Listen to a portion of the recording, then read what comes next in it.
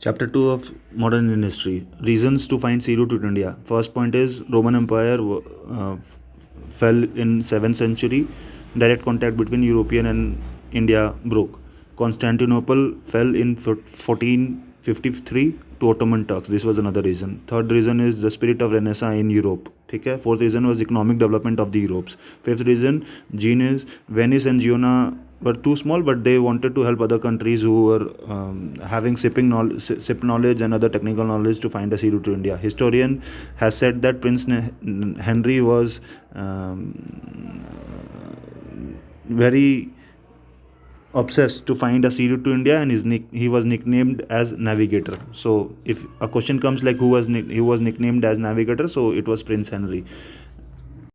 Seventh reason was Pope Nicholas gave Prince Henry a bull in 1454 that was giving him a right to navigate to the sea of distant shores, right, as far as India. And in 1497 under the Treaty of Tordesillas, क्या हुआ था? अब treaty of टॉर्डिसिलियास पूछ लिया जाए तो किसके बीच में हुआ था? तो पोर्टुगल एंड स्पेन के बीच में हुआ था. क्या हुआ था? तो नॉन क्रिश्चियन वर्ल्ड को डिवाइड कर दिया गया था इमेजिनरी लैंड से. कहाँ पर? कौन सा सी में? अटलांटिक सी. अटलांटिक सी में कहाँ? 1300 miles west of Cape Verde island. And Portugals east from that point Portugal occupied everything from towards the east, and Spain occupied everything towards the west. So Portugal occupied everything towards the east. So in that sense Portugal was able to find a sea route to India, right? Then we'll come to the point how the process started to find the sea route to India. 1487 में क्या हुआ था? Bartholomew Diaz, ठीक है, he rounded till the Cape of Good Hope in Africa, and he was well convinced that route to India was found. 10 साल बाद एक expedition निकला पोर्टुगीज शिप में 1497 में, जो कि May 1498. This time is important. Okay, so remember May 1498 in state civil services sometimes they ask about the date. So it's May 1498 में कौन आया? वास्को ड गामा आया 3 शिप्स के साथ. उसका पायलट कौन था? गुजराती पायलट था, उसका नाम अब्दुल मजीद था. कौन आया? वास्को ड गामा आया 3 शिप्स के साथ, गुजराती पायलट था अब्दुल मजीद. कहाँ पहुँचे? कैलिकट पहुँचे. कब पहुँचे? May 1498, right. अब एक और इम्पॉर्टेंट पॉइंट है, हिंदू रूलर वहाँ पर था कैलिकट में जिसका नाम जमोरिन था. Sometimes they will give you some options who was the Hindu ruler in Calicut, so it was Zamorin, ठीक है. He welcomed him. So remember this point. He welcomed him, and he was not having any apprehensions as the Europeans of their intention. ठीक है. अरब trader को problem था. They were apprehensive about these Europeans. ठीक है. Vasco da Gama 3 महीने बाद cargo लेके वापस चला गया, जो कि बहुत अच्छे प्राइस में यूरोप मार्केट में बेचा. अब 2 साल बाद 1500 में एक वॉयाज लेके आए. कौन आया? पेड्रो अल्वारेज कब्राल, ठीक है. Cabral set up factory at Calicut. So if the question comes who set up the factory at Calicut, it was Cabral, it was not Vasco da Gama. So Cabral जब फैक्ट्री सेटअप करा था वो conflict में आ गया local आदमी के साथ. उसके साथ डेथ हो गया पोर्टुगीज सोल्जर्स का. So he attacked them and seized many ships and killed many crews of Arab traders, I think so, right. Vasco da Gama वापस इंडिया 1501 में वापस आया एंड सेटअप किया फैक्ट्री कन्नौर में. कैलिकट में कौन किया था? कब्राल किया था. और कन्नौर में कौन किया? वास्को ड गामा किया, ठीक है. अब इंपॉर्टेंट फेज आता है फ्रांसिस डी अल्मेडा का. 1505 में ये गवर्नर अपॉइंट हो गया इंडिया का, एंड ये लेके आता है blue water policy. Blue water policy related to Francis de Almeida. How will you remember this? From shortcut B for blue water policy and F for Francis. BF everyone knows boyfriend, so you can put it remember like this in this way. And blue water policy क्या था? Blue water policy था कि Portuguese को master बनाना था Indian ocean में. FDA मतलब Francis de Almeida को बोला गया था क्या करने के लिए? 3 चीज़ करने के लिए. कंसोलिडेट करना है पावर पोर्टुगीज का, डिस्ट्रॉय करना है मुस्लिम ट्रेड, कैसे? सीज करना है एडन, ऑर्मोज एंड मलक्का को, ठीक है. एंड फोर्ट्रेस बनाना है. कहाँ कहाँ बनाना है? अंजनदीवा, कोची, कन्नौर, किल्वा, ठीक है. This is not so important. अब आते हैं अल्फांसो दी अल-बकूरी में. Alfonso de Albuquerque became the governor general, and how to remember this? He brought some introduce something and he did something. So how to remember this? Alphonso mango everyone knows, ठीक है. Alphonso mango के लिए permit चाहिए export करने के लिए. Alphonso mango real mango है, and just to point remember this point, abolition of sati is also related to Alphonso mango. So 3 points है, परमिट चाहिए, real founder, abolition of sati. तो अब क्या है, अल्फांसो इंट्रोड्यूस परमिट सिस्टम, ठीक है। Alfonso was the real founder of Portuguese power in India. Alfonso abolish sati, ठीक है। तो 3 पॉइंट याद करना है। तो परमिट सिस्टम क्या था, फॉर अदर शिप्स के लिए था, and control over major ship building centers in the region. Alfonso Albuquerque also acquired Goa from Sultan of Bijapur in 1510. ठीक है, abolition city I have told you. And Alfonso Albuquerque encouraged, who encouraged? Alfonso Albuquerque encouraged to take local wives. ठीक है, he encouraged Portuguese to take local wives. And Portuguese brought new crops like tobacco and cashew nut and better plantation varieties of coconut. Neena दी कुनवा बन गए थे 1529 में governor of Portuguese. तो दो काम किए थे ये, एक हेडक्वार्टर शिफ्ट किए थे कोची टू गोवा, और आइलैंड ऑफ बसीन खरीदे थे बहादुर शाह ऑफ गुजरात। तो दोनों ही चीज़ इंपॉर्टेंट है। Nino shifted headquarter from Kochi to Gujarat, island of Bassein he purchased. Who purchased? Nina purchased island of Bassein from Bahadur Shah of Gujarat. Bahadur Shah of Gujarat, not of Mughal. Bahadur Shah of Gujarat. And Bahadur Shah conflict में आ गया था किसके, Mughal emperor Humayun से। तो उस समय उसको help किया था, इसी के बदले वो आइलैंड ले लिया था, ठीक है। फेवरेबल कंडीशन ऑफ पोर्टुगीज क्या था, this is not so important, ठीक है। बस एक इंपॉर्टेंट लास्ट का points were, Arabs were no match of Portuguese and Portuguese had cannons placed on their ships, ठीक है। पोर्टुगीज स्टेट के बारे में यहाँ पर इन्फॉर्मेशन दी हुई है। Many coastal parts of India had come under the Portuguese within 50 years from their existence when they came to India. Occupied 60 miles, not so important. हाँ, this is important. Trading post on the west coast, ठीक है। तो on the west coast it was MC cube, that is Mangalore, Cannanore, Kochi, Calicut. East coast it was Santhome in Chennai and Nagapattinam in Andhra Pradesh, SN। तो MC cube and SN, ठीक है। At the end of 16th century wealthy settlement around West Bengal. Portuguese administration in India, पहला था विसरॉय, सबसे ऊपर विसरॉय थे जो कि 3 साल के लिए सर्विंग 3 साल के लिए था उनका। स्टार्टेड वो विसरॉय स्टार्ट किए थे सेक्रेटरी से, बाद में सेक्रेटरी को चेंज करके काउंसिल बैठा दिया गया था। फिर उसके बाद दूसरे इंपॉर्टेंट आदमी आते हैं वेडोर डिफेंसा, ये रेस्पॉन्सिबल थे रेवेन्यू एंड कार्गो के लिए एंड डिस्पैच ऑफ फ्लीट्स के लिए। तीसरा आदमी कैप्टन होता है जो कि फोर्ट्रेस को, अफ्रीका टू चाइना फोर्ट्रेस को देखता था, ठीक है। अब रिलीजियस पॉलिसी ऑफ पोर्टुगीज़ क्या था, मूर्स और अरब्स, मूर्स जो कि अफ्रीका में थे, अरब दोनों एनिमी थे पोर्टुगीज़ के। पोर्टुगीज़ परसिक्यूट करता था मुस्लिम्स को, स्टार्टिंग में हिंदू के लिए वो टॉलरेंट था, बाद में हिंदू को भी परसिक्यूट करने लग गया था।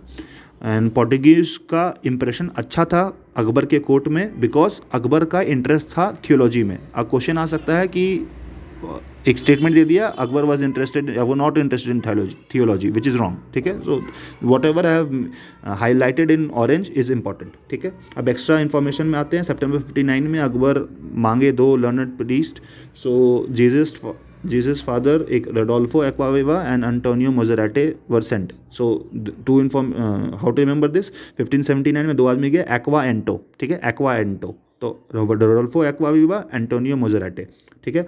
1583 में वापस आ गए, अकबर को कन्वर्ट नहीं करवाए। स्टार्टिंग में सोच के गए थे कन्वर्ट कर देंगे अकबर को। फिर 1590 में सेकंड मिशन गया, वो भी सिमिलर नोट उसका हुआ। 1592 वो भी वापस आ गए।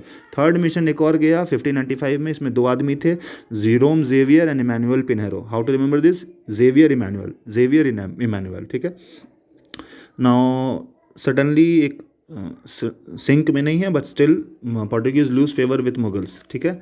क्या हुआ था 1608 में कैप्टन विलियम हॉकिंस, किसका था ये, इंग्लिश का था, मतलब ही वॉज ब्रिटिश।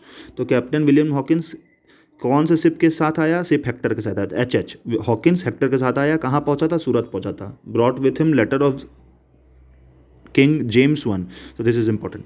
जेम्स 1 का लेटर लाया था, ठीक है। किसके कोर्ट में, कोर्ट ऑफ जहांगीर, ठीक है। किसके कोर्ट में, कोर्ट ऑफ जहांगीर में। हॉकिंस को तुर्की लैंग्वेज पढ़ा था, तो अच्छे से बात किया एम्परर के साथ, और उसको मनसबदार मिला 400 का एंड सैलरी मिला 3,000 का। हॉकिंस नेगोशिएट कर लिया था अकबर के साथ, लेकिन एक ट्रस्ट स्टैब्लिश हो गया पोर्टुगीज़ एंड मुगल एम्परर के द्वारा। पोर्टुगीज़ का शिप अंदर आने नहीं दिया गया था पोर्ट ऑफ सूरत से। तो हॉकिंस बोरा गया, बैफल्ड हो गया एंड लेफ्ट मुगल कोर्ट इन 1611, ठीक है। कब आया था वो, 1608 में आया था, 1611 में छोड़ दिया। 1612 में एक और आदमी आता है, उसका नाम कैप्टन बेस्ट था। कैप्टन बेस्ट किसके साथ, कौन से शिप के साथ आता है, ड्रैगन के साथ। बड़ा शिप था ड्रैगन, छोटा शिप था ओसियंडर। तो बेस्ट आता है ड्रैगन के साथ एंड ओसियंडर के साथ, ठीक है, 1612 में। और वो लड़ाई करता है और आ जाता है अंदर। तो जहांगीर काफ़ी खुश होता है उसके फाइटिंग प्रोग्रेस को देखकर, ठीक है। अब this is related to English, will come back to English at later point. Now we have to see the decline of Portuguese. तो 18th सेंचुरी में क्या हुआ था, रीज़न फॉर डिक्लाइन, ठीक है. और भी पावरफुल डायनेस्टीज आ गए थे, इजिप्ट, पर्शिया, नॉर्थ इंडिया में मराठा आ गए थे, इमीडिएट नेबर्स थे, पॉलिटिकल फेयर्स था, मिशनरीज का काम के कारण उनके लिए हेट्रेट हो रहा था, ठीक है. This and discovery of Brazil हुआ था, तो पोर्टुगीज़ का ध्यान ब्राज़ील तरफ चला गया, ठीक है. सी रूट जो था कि अब नो लॉन्गर सीक्रेट था भाई, और भी आदमी को पता चल गया था सी रूट, जैसे डच थे, इंग्लिश थे, बाकी आदमी और आएंगे. तो डच और इंग्लिश के पास ज़्यादा रिसोर्सेज था, मोर कंपल्सन था टू एक्सपैंड ओवरसीज़, करप्शन ज़्यादा था भाई पोर्टुगीज़ के साथ, सेल्फिश थे, पायरेसी एंड ये सब होता था, इसके कारण पोर्टुगीज़ का डिक्लाइन होना चालू हो गया.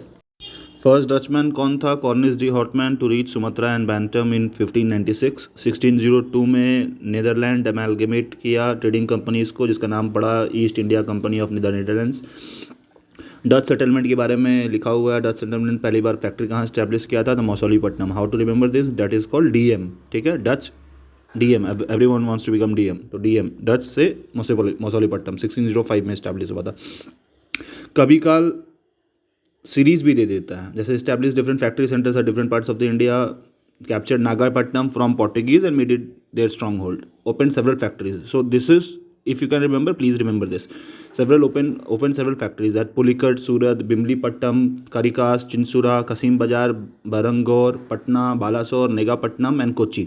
ठीक है. How to remember this? PS, BK, CKC, K के नीचे PBBN, ठीक है. तो BP से भाई blender Sprite and BN PB का उल्टा कर सकते हो आप. PS पोस्टस्क्रिप्ट, ठीक है. PS आई लव यू बोल सकते हो. BK you can understand. And CKC, so पहला if starting if you remember 3/4 you will be able to arrange in increasing order if the question comes. Usually state services में आ जाता है. तो P से पुलिकट, S से सूरत, B से बिमलीपट्टम, K से करिकास, ठीक है. करिकास और कसीम बाज़ार में दिक्कत होगा, तो करिकास जिसमें कम वर्ड्स है वो पहले है, ठीक. कसीम बाज़ार जिसमें ज़्यादा है वो बाद में है, ठीक है. फिर C से चिंसुरा, K से कसीम बाज़ार, फिर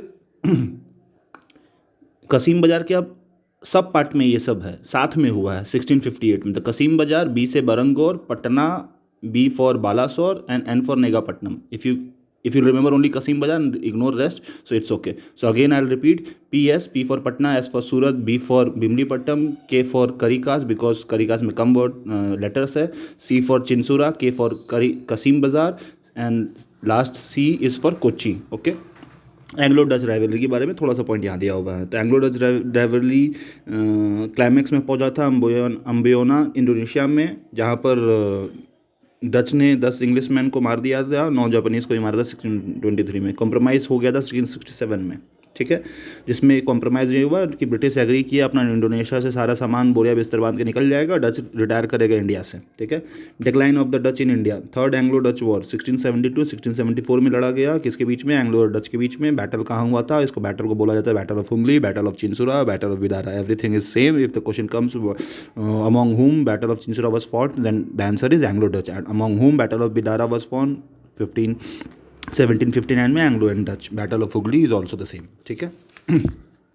now call topic for English. Factors for foundation क्या था? फ्रांसिस ड्रेक वॉयज हुआ था 1580 में, ठीक है. English victory over Spanish armada in 1588. East India company was formed on December 31st, 1600 by the charter of whom Queen Elizabeth I, ठीक है. For 15 years it was initially formed, but in 1609 it was extended indefinitely, ठीक है. Settlement in India with captain Thomas best, victory of the Portuguese. जो मैं बताया था वो best Osiander और आपका ड्रैगन के साथ आया था शिप से, तो कैप्टन बेस्ट नाम था उनका, थॉमस बेस्ट. वो विक्ट्री हुआ था पोर्टुगीज़ का. The English establish their first factory at Surat, ठीक है. इंग्लिश का कहाँ फैक्ट्री? डच का कहाँ हुआ? मसौलीपट्टनम में. पोर्टुगीज़ का कहाँ हुआ? कैलिकट में. इंग्लिश का कहाँ हो रहा है? सूरत में. तो ES इंग्लिश इज ईजी, ठीक है, to remember this. And subsequently, Sir Thomas Roe secured permission from Jahangir to establish factories at very important factories at Agra, Ahmedabad and Bharuch. ठीक है, तो कौन इस्टेब्लिश किया factory at Agra Ahmedabad? Permission कौन लिया? Thomas Roe. This is important. Thomas Roe. Permission from whom? Jahangir. Where? For where? Agra, Ahmedabad and Broach. ठीक है. Bombay came under the control of company with Charles two leasing it. Who leased it to the company that was Charles II. And from where he got Bombay?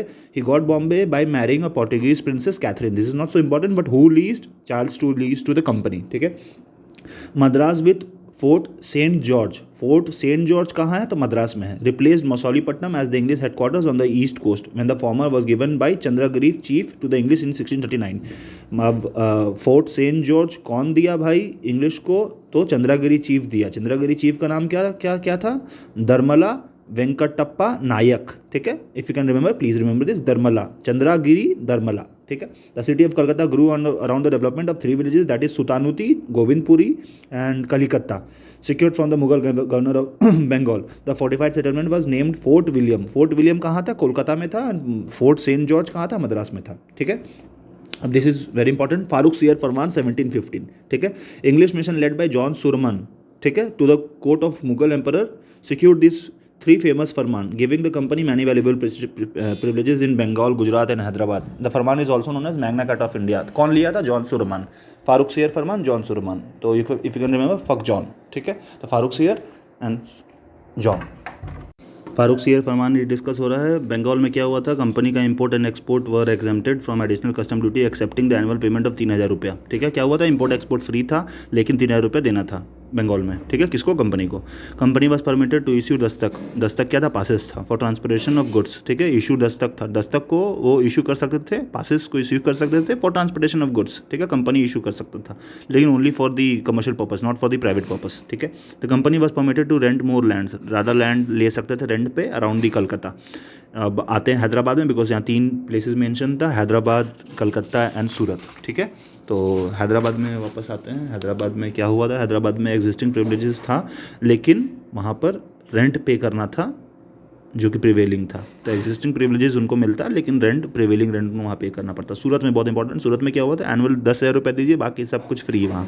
ठीक है. Surat annual payment of 10,000 rupees. The east India company exempted from the levy of all duties. ठीक है.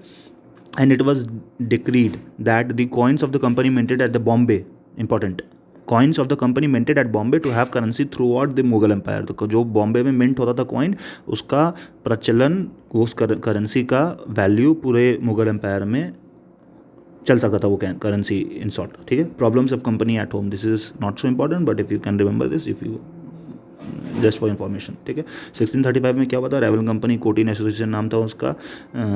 Letter उसका नाम असदा company पड़ा, formed by William cotton. तो cotton association William cotton के द्वारा. एक और नाम था उसका असदा कंपनी. लाइसेंस मिल गया इसको चार्ल्स वन के द्वारा. लेटर जो पहले कंपनी बना था ईस्ट इंडिया कंपनी, और ये मर्ज हो गए. 1698 में एक और रेवल कंपनी आया, जिसको सर विलियम नॉरिस चालू किया. ठीक है.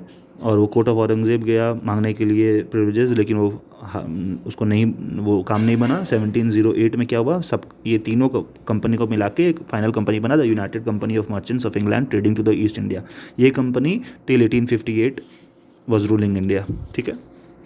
अब फ्रेंच के बारे में डिस्कस करते हैं. हम लोग किसके बारे में डिस्कस कर चुके हैं अभी तक हमने किया है पोर्टुगीज़ के बारे में, उसके बाद डच के बारे में, उसके बाद इंग्लिश के बारे में. अब फ्रेंच के बारे में करते हैं. फाउंडेशन कैसे हुआ था? 1664 में. कॉलबर्ट अब मिनिस्टर था. लुइस किसका? लुइस 14 का. कौन था? कॉलबर्ट था. मिनिस्टर था किसका? लुइस 14 का. ये फाउंडेशन रखा. कैंपेन डेस इन दिस ओरिएंटलीज, that is not so important, but Colbert था जो कि फाउंडेशन रखा था फ्रेंच ईस्ट इंडिया कंपनी का. ठीक है. इनिशियली फॉर 50 ईयर्स, बाद में बढ़ा दिया गया. 1667 में क्या हुआ? Francois Caron expedition to India. He started the expedition to India. Who started? Francois Caron. Colbert जो कि फाउंडेशन रखा, Francois Caron started the expedition. कहाँ पहुँचे ये लोग? सेटअप कहाँ किए? फैक्ट्री सूरत में किए. ठीक है.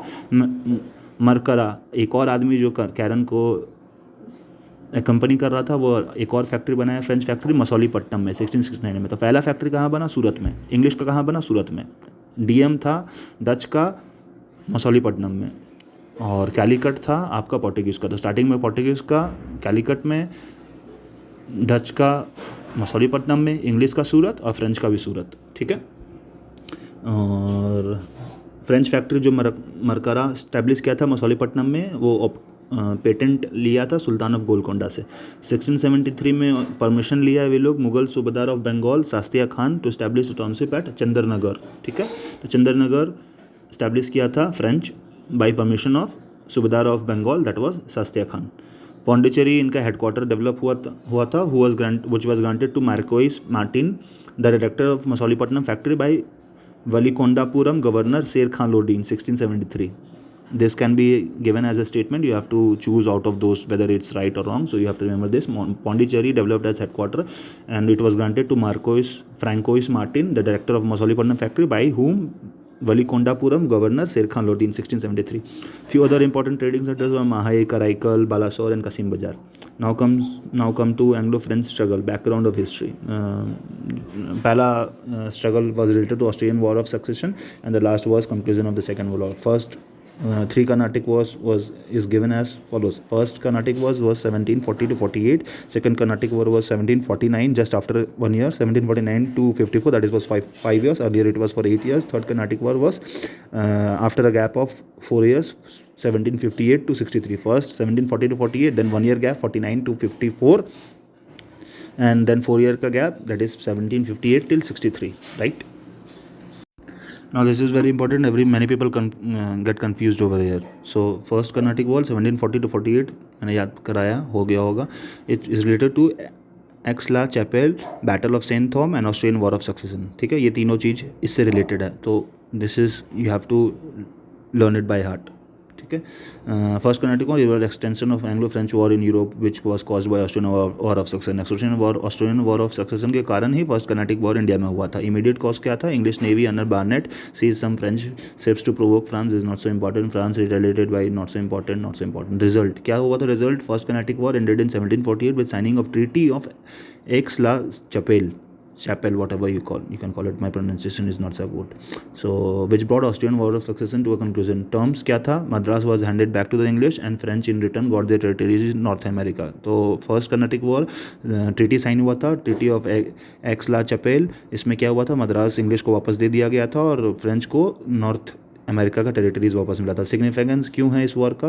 Is remember for battle of Saint Thome. ठीक है. So question can come, battle of Saint Thome is related to first Carnatic war, second Carnatic war, third Carnatic is related to first Carnatic war. That's why I have written in the first that Aix-la-Chapelle, battle of Saint Thome and Austrian war of succession is related to first Carnatic war.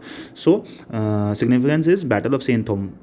What is Battle of Saint Thom? What happened in that? So French forces the forces of Anwaruddin, the Nawab of Carnatic, fought with each other, and the French forces won over the forces of Anwaruddin, and despite having a very small French army, ठीक है, and Anwaruddin was represented by Mahfuz Khan at Saint Thom on the banks of River Adyar.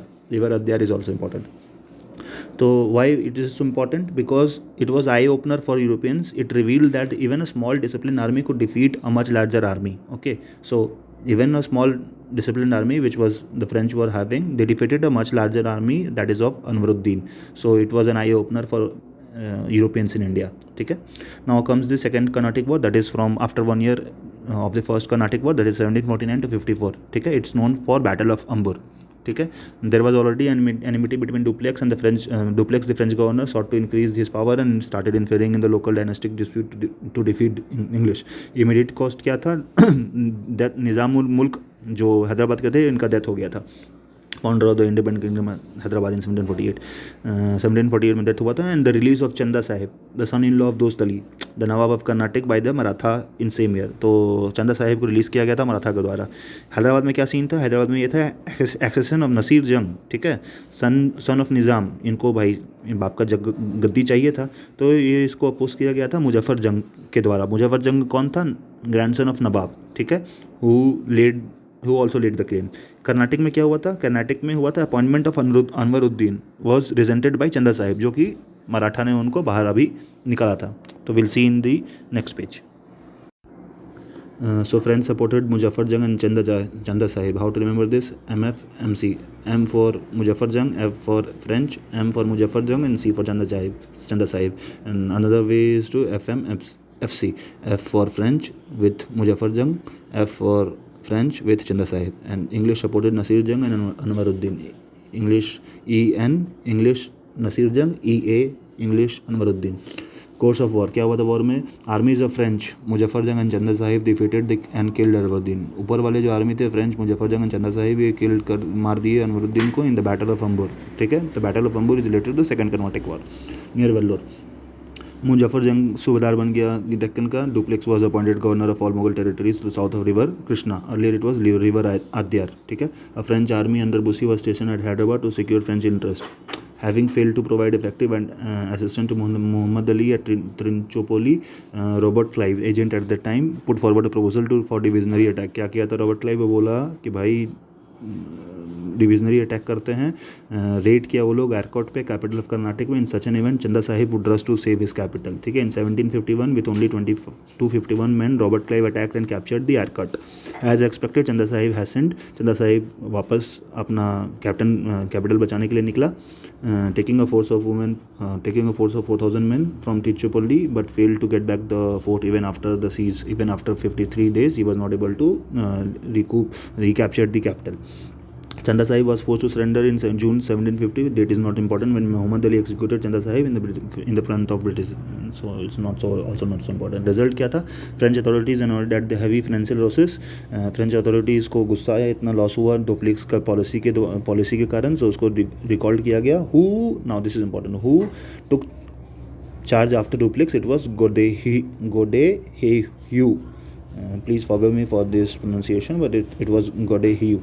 Succeeded Dupleix as the French Governor General of India. He adopted a policy of negotiation with the English and concluded a treaty with them. So, who adopted a policy of negotiation with the English? It was Godeheu, and Dupleix was adopting a policy of expansion. Okay?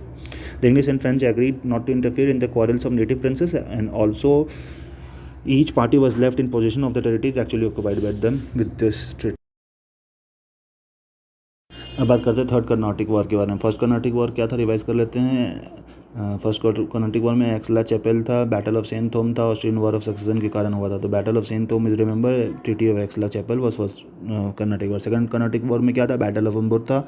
ठीक है, और उसमें एक और चीज़ important था, MF and MC. M for Muzaffar जंग was with French and Muzaffar जंग was with चंदा Sahib, and another was ENEA. English was with Naseer जंग and English was with Anwaruddin. ठीक है. Now let's talk about the third Carnatic War. It was from 1758 to 63. It's known, you can remember it by 7 years of war, Treaty of Peace of Paris and Battle of Vandivos. ठीक है. So background क्या था, Europe में Australia wanted to recover Silesia in 1756, so 7 year of war started. So Britain and France was again on the opposite sides. Course of war India क्या हुआ था, French army under Condé-Lally captured the English fort of Saint David and Vijayanagaram in 1758. Now English became offensive and inflicted heavy losses on French fleet under Admiral D'Aquay at Mosalipatnam. Battle of Vandivos, this is important. Earlier you can ignore whatever I have told. ठीक है, only the 7 years of war you have to remember. And Battle of Vandivos, third Battle of Carnatic, was won by English on January 22nd, 1760 at Vandivos in Tamil Nadu. General Ayr Cote of English totally routed the French army under Count Thomas Arthur de Lally and took Bussy as prisoner. Pondicherry was defeated by Lally for 8 months before surrendering on January 16, 1761. That's not so important. Battle of Vandivos हुआ था, third Carnatic war से related है. कौन किसको हराया था, ये question ऐसे यूजुअली नहीं आता है. ठीक है. Result and significance. The third war proved to be decisive, although Treaty of Peace of Paris was already happened in 1763, restored to the French their factories in India, but the French influence completely disappeared after the war. Thereafter, French, like the Portuguese and Dutch counterparts in India, not so important. The Dutch, just to background है कि Dutch had already been defeated in the Battle of Bidara in 1759. English ने Dutch को पहले से ही हरा दिया था, English ने अभी French को भी हरा दिया. ठीक है. How to remember the Carnatic War? Carnatic War is related to French and English. If the question comes Carnatic War is related to French and English. ठीक है. Trick to remember Anglo-French War is SAW, SAW. S for Saint Thome, A for Saint Thome, A is for Battle of Amber. ठीक है. And W is for Vandivos. ठीक है. So this is the trick to remember the Anglo-French War. ठीक है. Extra information is given on Battle of Plassey, which we can ignore as of now. that is for mains. Causes for the success of English and the French failure. First, English was a private company, so private company will work more organized and all. So just remember this: it was a private company. Second, English Navy was superior to the French Navy. Only for this information, we just have to clear prelims. So only remember the few important points so that you will be able to come to the right answers. Okay, English kept their commercial interest first. So French used to be governed, controlled by the Portuguese administration in Portugal. So it used to take a lot of time, but English was, they were able to take decision instantly, and that was another factor. And English kept their commercial interest first. Okay, English held three important places, that is Calcutta, Bombay and Madras with them, and French only had Pondicherry with them. Important places में बात कर रहे हैं. Major factor was superiority of commanders in British. British had a lot of people who were having a very good commanding authority and all, like Sir Eyre Cote, Major Stringent Lawrence, Robert Clive and all, and Dupleix was only on the French side. So no other people having extraordinary skills were on the British side, French side. So that was another region. Now let's talk about the Danes. Okay, and the Danish East India Company, established in 1616 and 1622, founded a factory at Tranquebar near Tanjore on the east coast. Their principal settlement was Serampur near Calcutta. But they were known for majorly for missionary activities, and they were not so important in any point of time. It's just, and UPSC also won't ask questions on Danes, but they can ask question on European powers. You have to arrange the European powers in chronological order. So despite mentioning Danes at the last in Raji Vahir, Danes came first. Dane came before French. So the actual order is Portuguese, Dutch, English, Danes and French. ठीक है, P D E D F. So you can, the trick is P D E D F. P for Portuguese, D for Dutch, E for English, D for Danes and French. Portuguese came in 1498, Dutch came in 1605, English came in 1608. 1608 में William Hawkins आए थे Jahangir court में. English 1608, Danes in 1620 and French in 1664. ठीक है. Why the English succeeded against the other European powers? The reasons are structure and nature of the trading company. Structure उनका अच्छा था, well organise थे, nature था, उनको डायरेक्टली परमिशन नहीं लेना पड़ता था. ब्रिटेन में नेवल सुपीरियरिटी था उनका अदर यूरोपियन पावर्स में. इंडस्ट्रियल रिवोल्यूशन ब्रिटिश में हो रहा था, जिसके कारण उनको हेल्प, पैसे, मनी, पावर सब मिल रहा था. Military and skill discipline was more in the English side. Stable government था ब्रिटेन में. Lesser zeal for religion. They were not intolerant about other religion. They were not trying to convert people. Their main interest was in doing business and use of debt market. In Europe, the people were allowed to put money in the East India Company. That was another region they had resources to expand.